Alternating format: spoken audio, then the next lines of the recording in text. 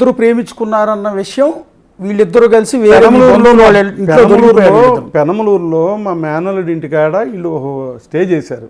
Okay, చేసినప్పుడు వీళ్ళిద్దరు గదిలో ఉండి మరి అది ఉండటం వలన వాళ్ళు ఎలిగేట్ చేశారు, మీ వాడు తప్పు చేస్తున్నాడు, వేరే అమ్మాయిని గదిలో పెట్టుకున్నాడు అని. అంటే ఎవరో ఏంటని అప్పుడు ఆరా వచ్చింది. చెప్పాడు వీడు ఫ్రాంక్గా, నేను ఆ అమ్మాయిని ఇష్టపడుతున్నాను, ఆమెనే పెళ్లి చేసుకుంటా అని చెప్పాడు. ఓకే, అప్పుడే పెళ్ళి ఏంటయ్యా, నీకు నిండా 18 ఏళ్ళు నిండలేదు, ఫస్ట్ ఇయర్ చదువుతున్నావు, ఇప్పుడు మేము లవ్ ఏంటి, నేను చదువుకోమని పంపాము, చదువుకో ఫస్ట్, తర్వాత చదువయ్యాక ఆలోచిద్దాం అని చెప్పి. ఓకే, అప్పుడే సూసైడ్ అటెంప్ట్ చేశాడా? అప్పుడు కాదు సూసైడ్. ఓకే, నేను దాదాపు 5-6 ఏళ్ళు ఈ సంబంధం వద్దని అపోజ్ చేసి ఆపా. ఓకే, ఆపితే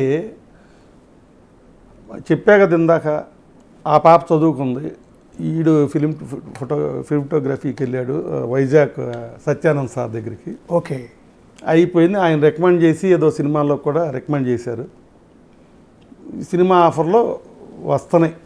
ఓకే, అప్పుడు వచ్చారు 3 ఏళ్ళ తర్వాత మళ్ళీ. అంటే చదువు అయిపోయినప్పుడు అడిగితేనేమో అలా చెప్పాం కదా, చదువు అయిపోయాక 3 ఏళ్ళ తర్వాత ప్రపోజల్ వస్తే కూడా మళ్ళీ పోస్ట్పోన్ చేశా.